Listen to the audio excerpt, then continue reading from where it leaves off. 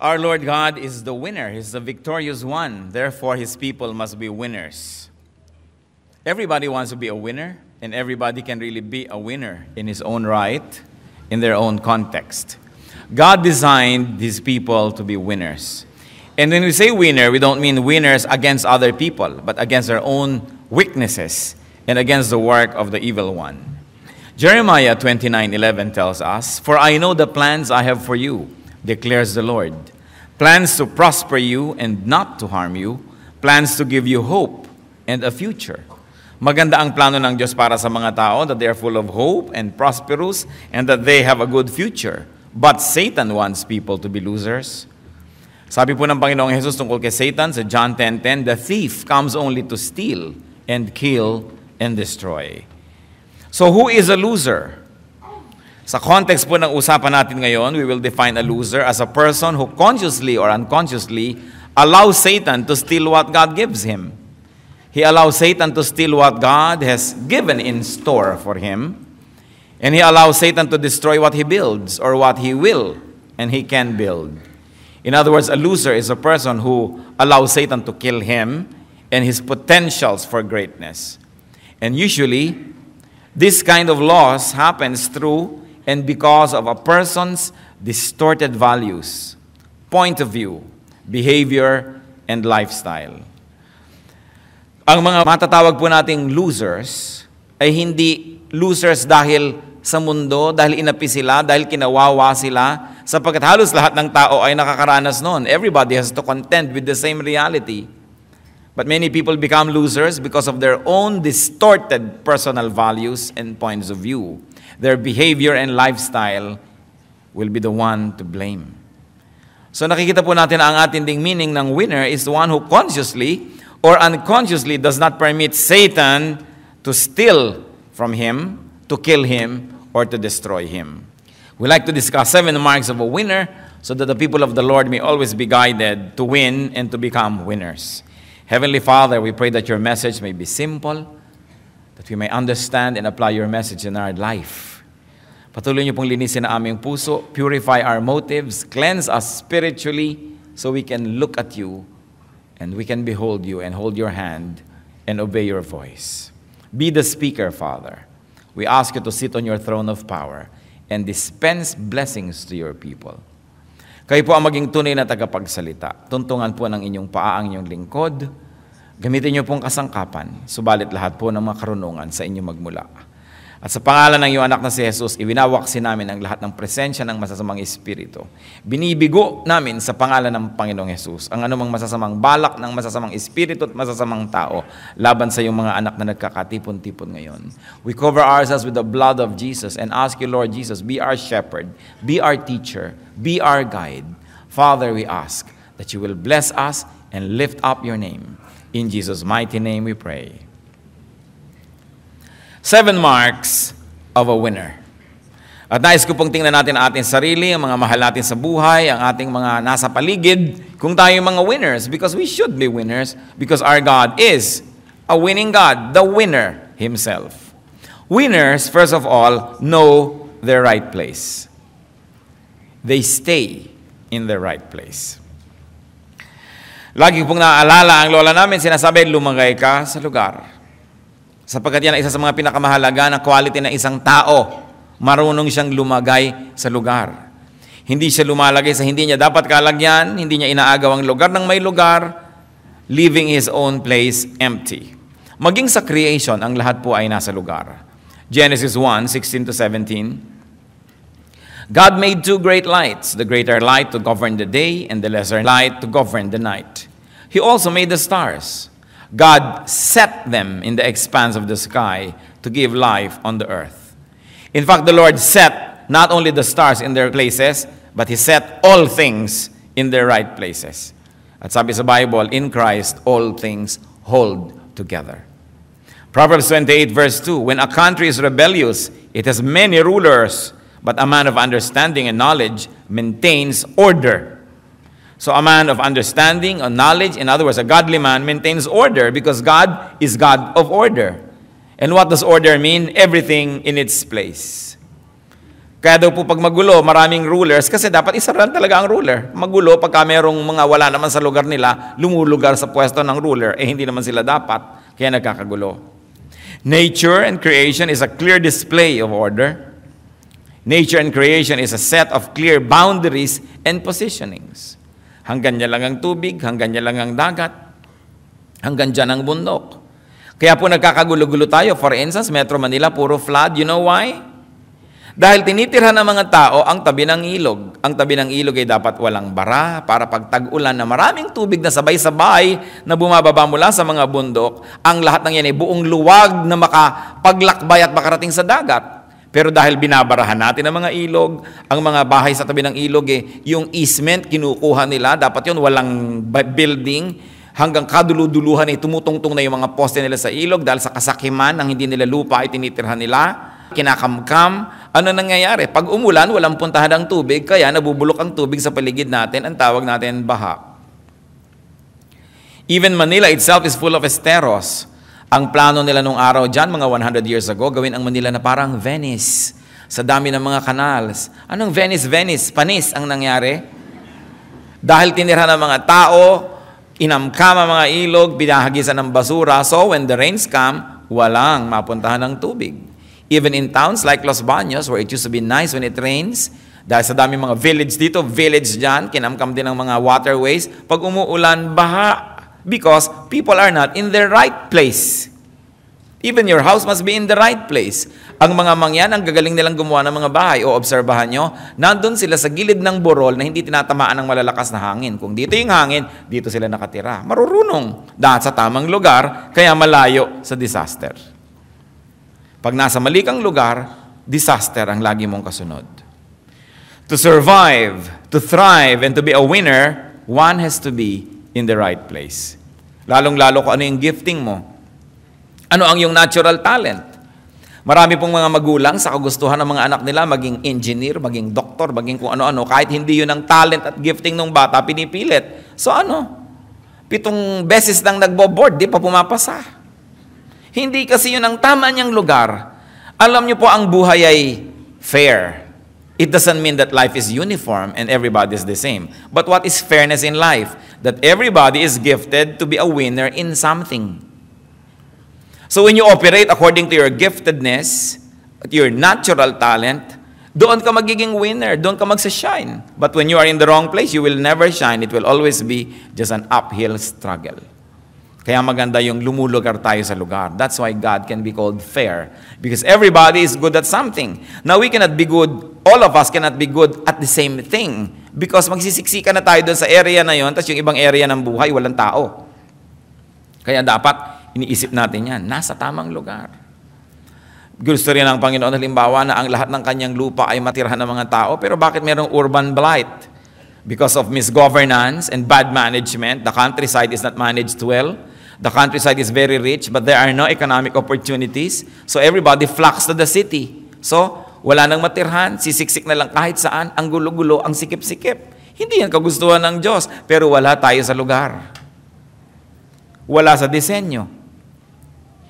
Pag sumakay kayo sa aeroplano, makikita nyo ang luwag ng Pilipinas. Bakit nagsisiksikan ang lahat sa Metro Manila at sa Cebu? At sa mga towns, makikita nyo po, ang mga town, siksik. Tapos ang laki-laki nung pagkalaki-laking space sa mga labas ng town na walang katao-tao. So hindi naman masikip talaga ang Pilipinas. Wala lang tayo sa lugar. It is important to be in the right place. Another mark of a winner is that winners do not talk too much. And they do not reveal everything to everyone. Hindi kahit na lang saan sila daldal dito, daldal doon, sinabi na lahat ng mga lihim na hindi dapat sinasabi. Pati sa panalangin, pati sa mga pangangako sa Diyos. Ecclesiastes 5:2, do not be quick with your mouth.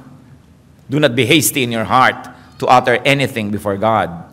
God is in heaven and you are on earth. So let your words be few. So sa pakikitungo sa Diyos din, huwag kang masyadong matabil, huwag kang masyadong maraming sinasabi, lalo na sa kapwa-tao. Marami mga tao napapahamak dahil sa kanilang katabilan.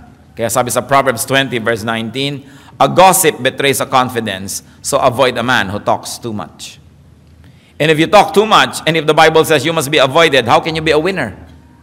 For us to win, we need a lot of help. We need help from people.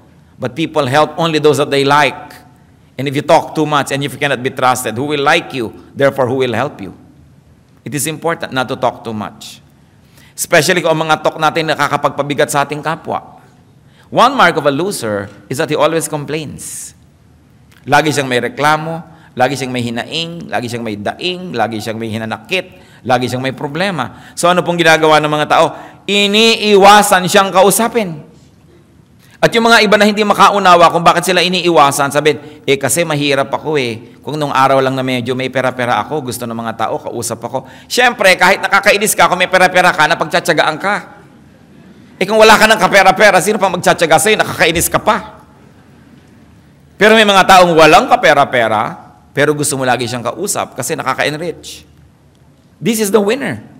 Na pagkakausap mo, nahawahan ka ng enthusiasm, ng sigla, gumaan ang iyong loob, nagkaroon ka ng pag-asa, tumibay ang iyong pananalig, nagkaroon ka ng ngiti sa iyong mga labi. Gusto mong kausap yon. Pero gusto mo bang kausap yung taong ting darating siya, ang traffic.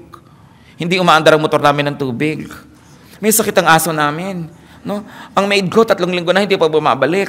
Yung problema dito, problema doon, problema dyan. Wala na silang sinabi kundi mga masasakit sa tenga. People will avoid you. And people avoid you, you lose. That's why winners don't talk too much. Especially, they do not talk too much of tragedies and horrible things. Pag may sinabi sa ng taong, kumusta ka? Kung ipapaliwanag mo pa talagang inopera pa lamang ang iyong bituka at tinanggalan ng 3 inches, may mga 5 tahi, walang may gustong makinig nun. When people say, kumusta ka? Ang gusto lang nila marinig, mabuti. Subukan mong may problema nga ako, financial. Takbo agad yung kumusta sa'yo. Don't talk too much. Another mark of a winner is that winners do not trust easily. They do not trust others blindly. Sabi sa Jeremiah 9:4, beware of your friends. Do not trust your brothers. For every brother is a deceiver, and every friend a slanderer. Yung mga loser, mapagtiwala. Pinagtiwala ang lahat, ipinagtiwala ang bank account, ipinautang yung pang-matrikula ni Junjun. No? Sa kanyang kumare, tapos ngayon naitakbo ng kumare. O ayan ngayon, mapagtiwala masyado. Losers, masyado mapagtiwala. Mga masyadong bilis mahulog ang loob. Kaya bilis-bilis umibig. 3 araw lang na sunod-sunod na abutan ng kaimito, in love na. Madaling mahulog ang loob, loser. Because you know people always want to take advantage of you and people like to cheat you, so you've got to be very, very defensive many times in order not to be taken for a ride. Micah 7, verses 5 to 6. Do not trust a neighbor. Put no confidence in a friend, even with her who lies in your embrace. Be careful of your words. For a son dishonors his father. A daughter rises up against her mother. A daughter-in-law against her mother-in-law. A man's enemies are the members of his own household. At huwag niyo sabihin sa akin, hindi totoo yan. Yung mga sobrang mga pagtitiwala, pagbibigay, at pagiging transparent only makes people very vulnerable. These are not the ways of the wise. Hindi naman natin sinabi na maging paranoid na tayo at huwag na magtiwala kahit kanino. Pero ang sinasabi, huwag agad-agad. Subukin muna. Siyasatin, suriin ang kapwa bago pagtiwalaan. Remember, only those that you trust can deceive you. Because those that you do not trust have no chance to deceive you. So lahat lang ng pinagtitiwalaan natin ang pwedeng panggalingan ng mga mandaraya sa atin. Kasi ang di natin pinagtitiwalaan, walang pagkakataong mandaya dahil hindi nga pinagtitiwalaan. Kaya lahat ng nadaya, sinong nandaya? Yung pinagtiwalaan. Kaya kailangan maingat. Another mark of a winner. Winners do not commit easily. Hindi sila agad-agad na pipirma sa kontrata. Hindi sila agad-agad sasabihin, sige, sasamahan kita. Sige, kapanalig mo ako. Sige, tutulungan kita. Wise people, winners say, I shall see. Or if you want to be spiritual, let me pray about it. No? Why don't I pray and you fast? No? Pag may nagsasabi sa'yo, pautangin mo naman ako, sige, ipagpe-pray ko, ipag-fast mo muna. Diba? Kailangan nito ka, sige, agad-agad. Tapos mamaya, pag nakapag-isip-isip ka, gusto mong bawiin yung salita mo, nasabi mo na. Ano sabi sa Proverbs 6:1-5? My son, if you have put up security for your neighbor, if you have struck hands in pledge for another, If you have been trapped by what you said, and snared by the words of your mouth, then do this, my son, to free yourself. Since you have fallen into your neighbor's hands, go and humble yourself. Press your plea with your neighbor. Allow no sleep to your eyes, no slumber to your eyelids. Free yourself like a gazelle from the hand of a hunter, like a bird from the snare of a fowler. Alam niyo po, to strike your hand in pledge, ibig sabihin, gagaranti ka sa utang ng iba. Uutang ako, garantihan mo naman, kumare. O sige, lika. Feeling important ka naman na papirma-pirma doon. Sabi, anak, kung nagawa mo yan, huwag kang matulog, huwag kang magpahinga hanggang hindi mo nababawi ang pirma mo. Magbakaawa ka kung kailangan, magpakababa ka kung kailangan, but free yourself. Kung paano pumipiglas ang isang usa na nahuli ng isang hunter, ganun ang gawin mong pumiglas, huwag kang pumayag, huwag kang matutulog na nakagapos ka kasi pag gising mo, baka lalong gapos na gapos ka na. Proverbs 11:15, he who puts up security for another will surely suffer, but whoever refuses to strike hands in pledge is safe. Inulit na naman, kung sino ang nag-guarantee sa utang ng iba will surely suffer. At huwag niyong sabihin hindi totoo. Napakarami na magkaibigan na nagkasira dahil ikaw yung nag-guarantee sa kanya tapos tinakbuhan ka. Magkakasira din lang kayo, matapos siyang tumakbo, magkasira na kayo bago pa siya tumakbo. At least nagkasira rin kayo, pareho lang, pero hindi kanya nadaya. Sabi, huwag kayo mag-guarantee. Ngayon sasabihin niyo, Pastor, paano po yan? Di ba dapat tayong tutulong? O sige, tutulong ka, pero huwag kang umasa na babayaran ka para hindi ka iiyak-iyak pagkatapos. Sige, hindi kita pinipigil mag-guarantee, pero ituring mo nang nawala yan. Pag nagbayad na lang, bonus. Pero pag hindi nagbayad, sabi mo, well, naturally, tatakbuhan ako. Hindi ka bigo. Pero yung aasa ka, hoy, bayaran mo to talaga sa akinsi kasi mag-e-enroll lang anak ko. Tapos akinsi na, hindi ka pa pinupuntahan. Ba, tinakbuhan ka na nun. So kung tumulong ka na, huwag mo nang asahan pang ibabalik. Para pag ibinalik, tuwang-tuwa ka. Pag hindi ibinalik, inasahan mo na yon. Pero huwag yung iasa ang buhay nyo doon sa mga nangangako. Yung mga nagigipit, ipapangako ang lahat. Pag nakuha ng kailangan sa inyo, sorry na lang kayo. Sa James 1:19, my dear brothers, take note of this. Everyone should be quick to listen, slow to speak. In fact, slow to become angry. Because even anger is a commitment. Because when I'm angry with you, I commit myself to a certain course of action. Lalong-lalo kung meron kayong kaibigan, kamag-anak, galit sa isang tao, pupunta sa inyo, magsusumbong, yung galit niya, nahawa na kayo, galit na rin kayo, you have committed to his war. Kaya dapat slow to become angry. Galit na galit siya, pag nagalit ka na rin, kasama ka ng susugod sa kalaban niya, yung pala ginagamit ka lang niya, pinaikot ka lang niya. Remember, every story has at least two sides. And the side of the one close to you, the side of the one who talked to you first, is not always the correct side. So, be slow. Be slow to speak. Be slow to commit. And of course, very importantly, be slow to become angry. And of course, ano pa? Ang mark of a winner, avoid offending people. Even the Lord, who is creator of heaven and earth, prince of princes, kings of kings, ano pa? Ang sabi niya, huwag tayo mang-offend. Matthew 17:24-27. After Jesus and his disciples arrived in Capernaum, the collectors of the 2 drachma tax came to Peter and asked, doesn't your teacher pay the temple tax? Yes, he does, he replied. When Peter came into the house, Jesus was the first to speak. What do you think, Simon? He asked. From whom do the kings of the earth collect duty and taxes? From their own sons or from others? From others, Peter answered. Then the sons are exempt. Jesus said, but so that we may not offend them, go to the lake and throw out your line. Take the first fish you catch. Open its mouth and you will find a 4 drachma coin.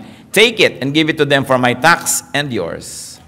So maganda yung usapan. Sabi ni Lord, sa palagay ba dapat ako magbayad ng tax? Hindi po. Son kayo of God eh. Oo nga. Pero sige na lang. Para huwag na lang sila ma-offend, magbabayad tayo ng tax. And if the Lord, who is King of Kings, will avoid needlessly offending people, why will we want to offend people? So winners don't needlessly offend others. Why? Because one offense can be taken seriously and that person may never forget, and that person will only strengthen himself, wait for a chance to get even with you. Kahit na isang taong maliit, isang hamak, hindi mo alam, life is never permanent. Hindi mo alam kung magiging makapangyarihan yan o magiging marunong o malakas yan. Ang mga bata lalo, huwag aapihin. Dahil alam nyo, one thing for sure, habang patanda kayo ng patanda at pahina, palakas ng palakas yung bata. Kung matanda na kayo, may inaapi kayong bata, lampas na kayo sa alas 12 ng buhay, ng tanghali. So, ang nag-aalauna, alas 2 na kayo, yung bata nag-aalas 9, alas 10. Pag mga alas 4, alas 5 na kayo ng buhay nyo, siya naman alas 11, alas 12. Anong magagawa nyo sa kanya kung paghigantihan kayo? O baka kakailangan ninyo ang tulong niya later on? So you don't offend even the weak, because even weakness is not a permanent status. So we see that you should not always offend people. May mga tao naman, they take joy in being what? Brutally frank. Gustong-gusto nila pag nagsalita sila, may napapahiya, meron sila i-correct. May nagmamagaling na nga, may nagpapasikat, papahiyain mo pa, sasabihin mo pa, mali ka, ito ang tama. Anong gusto mo, magalit siya sa'yo? You will never win a friend. And you always need many people to help you for you to succeed. So wise people, winners, do not offend people.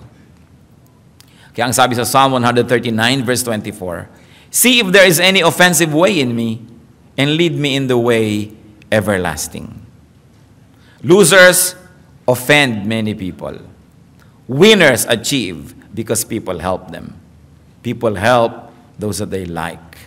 And people do not help the offensive. Nagtataka ko, may mga tao, talagang tuwang-tuwa sila na may nabara sila, yung nagkakantsawan, sasaktan mo yung feeling ng isa, pipintasan mo siya, sasabihin mo hindi nakakatawa ang kanyang joke. Why can you not hold your peace? When you cannot say something that will make people feel good, shut up. Unless you are a prophet. But remember, the prophets get beheaded, they get killed. No? Miserable ang nagiging mga ending ng mga propeta because they don't hold their mouth. Kaya mahirap yung prophecy as ministry. Another mark of winners. Winners make and keep themselves useful. Dapat useful. Kahit po si Paul, kahit na deserve niya ang lahat ng support at tulong ng mga taong pinapakain niya spiritually, dinala niya sa Panginoon, tinutulungan. Sabi niya 2 Corinthians 11:9. And when I was with you and needed something, I was not a burden to anyone. For the brothers who came from Macedonia supplied what I needed. I have kept myself from being a burden to you in any way, and will continue to do so. Winners are pleasure to be around. In other words, hindi sila pabigat. Ang mga losers, pabigat. Tuwing darating sila, ang sinasabi lang nila, give me. Pag dumarating sila, ang sinasabi nila, comfort me, feed me, take care of me, encourage me, and that drains your energy, so you don't want to be around too much. Therefore, they become losers. Dapat lagi po tayong useful. Kung meron mang ibinibigay sa atin ng kapwa, meron tayo dapat ibinibigay in return. Tinutulungan nila tayo in one area, susuklian natin ang tulong in one area. Hindi yung kabig ka lang ng kabig, wala ka namang taya. Napakahalaga to be useful. And when people are useful, you want them around. When they are helpful. Napakahirap nung papakanin mo na ikaw pa ang magluluto, ikaw pa ang magliligpit, ikaw pa ang mag-entertain, hindi man lamang tumutulong. Kailangan ng tao lagi humahanap ng paraan to be useful. Then you will be a winner because people will like you. Ephesians 4:11-12. It was he who gave some to be apostles, some to be prophets, some to be evangelists, and some to be pastors and teachers, to prepare God's people for works of service, so that the body of Christ may be built up. So everybody must be into some work of service. If you are part of the body, kung ikaw ay part ng body na walang silbi, di tatanggalin ka lang kasi pabigat ka lang. Useful people are winners. Because even those who help them benefit. Maging ang inililimos sa kanila ay nagmimistulang mga puhunan na tumutubo pagdating ng panahon. Sapagkat ang ginagawa nilang mabuti sa kanila ay sinusuklian nila ng ibayong kabutihan. Kung tayo po tumatanggap ng kabutihan sa ating kapwa, lalo pa nga halimbawa, medyo mahina tayo, may sakit tayo, panahon ng kahinaan, tiyakin natin na may mga panahon naman na kaya natin at may kakayahan tayo, tayo naman ang tumutulong, tayo naman ang nagbibigay. Kung sa ating mga kamag-anak, meron tayo laging mga potluck, meron tayong mga event, lagi ka nalang dumarating na wala kang kadala-dala dahil talagang walang-wala ka, okay lang. Pero tiyakin mo naman na pag nagkakaroon ka, magdadala ka naman kahit man lamang 3 siniguelas, kalahating santol. May dala ka man lang so that people will see your good intention. It is important to communicate na wala lang akong dinadala kasi wala pero tingnan nyo, pag nagkakaroon ako, kahit in a little way, nagdadala rin ako. So that people will not avoid you. so that you are useful. Napakahalaga po, lagi nating susuklian ang ginagawa sa atin ng ating kapwa. Pati ang Panginoon, nang binigyan niya yung mga tao ng mga puhunan, hinanapan niya ng tubo at pinarusahan niya yung hindi nakapagpatubo. Yung konting ibinigay, binawi pa niya at ibinigay niya doon sa mayaman na dahil napalago niya yung ibinigay sa kanya. Lalo pa siyang binigyan. Sabi ni Lord, yung marami na, bibigyan pa kasi masipag. Ngayon, yung mga wala na't hikahos, yung konting napunta sa kanila, babawiin pa sapagkat sila yung mga batugan. At ayaw na ayaw ng Diyos ng tamad. At pampito po, na mahalagang mark of a winner, ang isa pong mahalaga nating dapat tandaan, winners value their good reputation. Pinahahalagahan nila ang kanilang pangalan, yung kanilang karangalan. Hindi makakain lang ng libre kahit na nawala na ng dangal. Makapanghingi lang kahit na mura na ang kanyang reputasyon at ang kanyang sarili. Proverbs 22 verse 1, a good name is desirable than great riches. It is more desirable than great riches. To be esteemed is better than silver or gold. And Ecclesiastes 7:1, a good name is better than fine perfume. Yung pangalan po natin, yung impression natin, napakahalaga. Hindi yung meron lamang isang buffet, pinagbigyan mo na ang lahat ng iyong katakawan at parang isang buong bundok ng hibok-hibok ang iyong plato. So, titiisin mo na konti na lang para yung iba magkaroon pa at hindi ka naman mapintasan. Hindi yung pagka nagkaroon ng pagkakataon, kuha ka na ng kuha, nawala na yung iba, baliwala na lang ang iyong pangalan. It is very important to value our good name. Especially if we are in the service of the Lord. Tayong mga Kristiyano. Kaya ayoko ng mga fundraising, sulat ka ng sulat kang kani-kanino. Gusto mo mag-retreat, gusto mo mag-camp, wala ka naman pera kung kanino-kanino kahingi. Manahimik ka sa bahay, doon ka magdasal, nandun din ang Diyos. Hindi yung naging cheap ka na, hingi ka dito, hingi ka doon, para ka lamang makapunta kung saan-saan. Meron tinatawag po ako ng Lord na mag-mission, mag-immersion, mag-observation sa Thailand, sa Burma, kung saan-saan, tapos lahat na ng tao magpapalimos ka. Kung tinatawag ka ng Diyos, di bibigyan ka niya ng pera. Ngayon hindi ka binibigyan, manahimik ka. Kapitbahay mo lang, kamag-anak mo, hindi Kristiyano, dapat mong missionin. Kailangan pa bang magpunta sa Cambodia para maging missionary? Kaya hindi ako masyadong ganado dyan sa mga kung ano, hingi ng hingi. Even sa atin, kung gustong mag-retreat, gustong mag-camp, magpapa-sponsor kung kani-kanino. Bakit hindi ka mag-alok ng something in return? I always tell our youth, malapit na ang camp. Baka manghihingi na naman kayo kung kani-kanino ng pang-camp nyo. Ba't hindi nyo i-offer na, 8 buwan ninyong huhugasan ng kotse niya at i-sponsor niya kayo sa camp? Give something in return. Hindi ka naman baldado, ba't ka nanghihingi? O sasabihin mo, ipapamalengke ko po kayo, o pag namamalengke kayo, babantayan ko yung bahay nyo. Give something of yourself. You don't just ask. Ang humihingi lang talaga yung walang kakayanan, yung sobrang bata pa, o sobrang tanda na, o sobrang may sakit. Pero pag may lakas ka na magte-text, may lakas ka maghugas ng kotse, may lakas ka na maglinis ang bakuran ng may bakuran. So you say, magkakampo ako, baka pwede na sponsor ninyo ako, lilinisin ko inyong bakuran. Dapat willing ka. One time, alam niyo naman yung mga racket-racket ng mga pupunta sa'yo. Alam niyo po, dati po akong bilanggo. Ito po mga tattoo ko. Tingnan niyo. Gusto ko na po magbagong buhay. Kailangan ko po ng pamasahe. Papunta sa probinsya namin. Bibigyan niyo ba ako? Hindi. Yung mga ganyan. Mga racket-racket yan. Para takot mo na lang sa tattoo niya, bigyan mo ng pamasahe. Kung anong tattoo mo? Ang tattoo ko, gusto mo tingnan? Tapos meron naman nahihingi. Sabi ko, teka, ano yung nanghihingi na yan? Alam nyo, kuminsan yung church natin, hindi tayo lagi nandito sa mall, palipat-lipat tayo. May time na masyado kang accessible sa mga ganyan. Sabi nung, kailangan daw nila ng pamasahing mag-asawa. Sabi ko, alam ninyo, wala naman kaming ganyang pondo na ipinamimigay. Kung gusto ninyo, tatawagan kayo mga member namin, yung may mga gusto magpalaba, ipaglaban nyo, para kayo kumita. Sige daw. Dali, tanggal ang mga kortina, mga kung ano-ano, panglaban natin. Umupo na nga ang mag-asawa at talagang maglalaban na. Naglalaban na talaga sila. Mga 1 hour sa paglalaba, inawat ko na. Sabi ko, sige, lumakad na nga kayo at baka kayo masyadong madelay sa biyahe nyo. Ito na ang pamasahin nyo. Kasi willing maglaba. Pero may allergic po kasi ako sa sabon. Wag kang mabuhay. Hindi ka ba allergic sa pera? Hindi ka ba allergic sa hangin? Wakasan mo ng buhay mo, allergic ka pala eh. Ayaw mo magtrabaho, gusto mo humingi ka ng humingi. Ano ka, linta? At ang linta, kung mamatay, nagiging man lang fertilizer sa lupa. You know, mahirap po yung lagi ka lang hingi ng hingi. Kailangan meron kang binibigay na kapalit. Lagi ka naman pwede kang magbigay ng kapalit eh. Kahit hindi ka tumbas yung halaga, makita man lang na willing ka.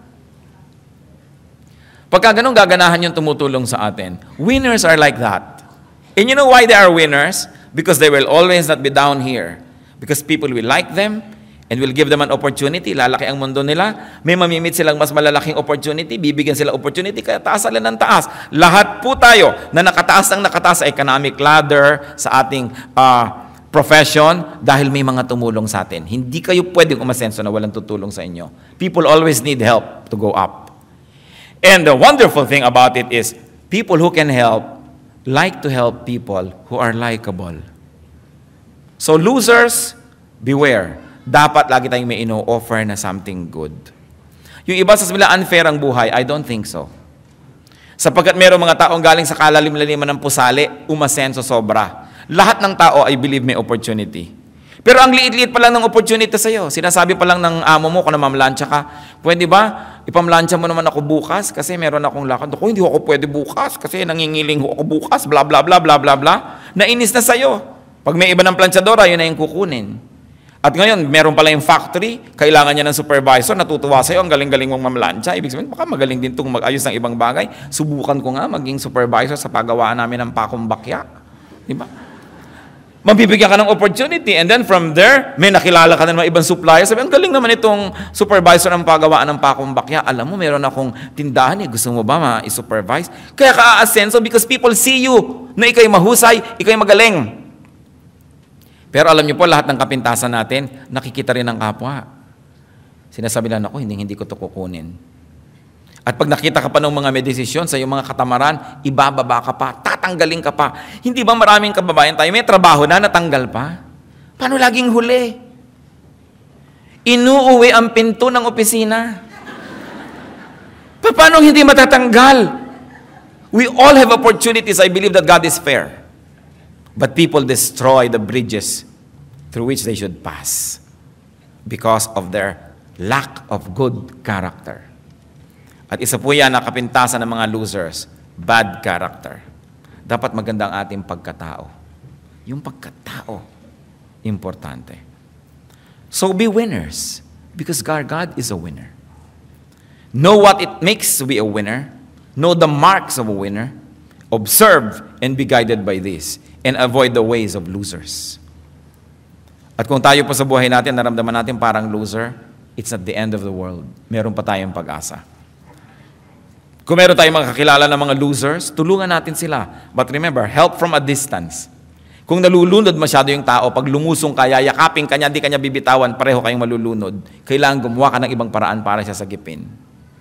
Hindi naawa ka kasi sa taong ito, sobrang nagkanda, gulo-gulo na ang buhay, so biglang gagawin mo, pakasalan ko nga ito, kawawa naman. So, nadamay ka. Dapat tayong matulungin, pero ang pagtulong mo dun sa taong nalulunod, from a distance. Unless you are really a very able swimmer, ilulubog ka rin niya. At napakaraming mga ganyan, naging maawain sa loser, naging loser din. Tutulong ka. Ipanalangin mo, but help from a distance. Because there are people who burn themselves and burn everybody else who gets near them. It's important to exercise caution. Heavenly Father, we thank you for your reminders and we thank you that you're a winner. Kung may mga kasama kami, Lord, na parang maiko-consider na loser sa buhay, tandaan namin ang mga paalala mo ngayon.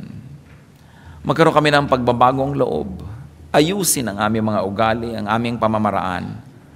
And in that case, O Lord, we will live and stand and walk along the path of blessings. And therefore, we will be blessed. Ituro mo sa amin na higit lalong mabuting paraan. At sa mga areas, Lord, ng buhay na kami mga winner talaga, we thank you, we praise you, we honor you.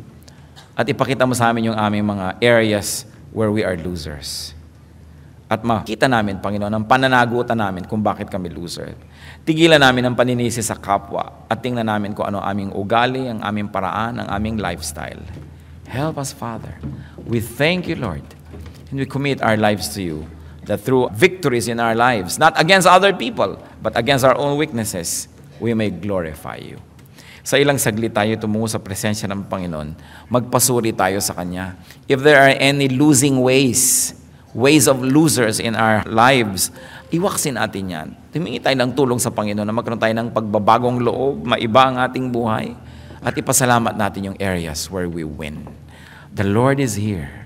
Seek His presence and ask the Spirit of the Lord to tell you exactly where you stand. Tayo ba'y winner o loser? Hindi bagay sa mga anak ng Diyos ang maging loser because our God is victorious. Spend some time with the Lord in silence.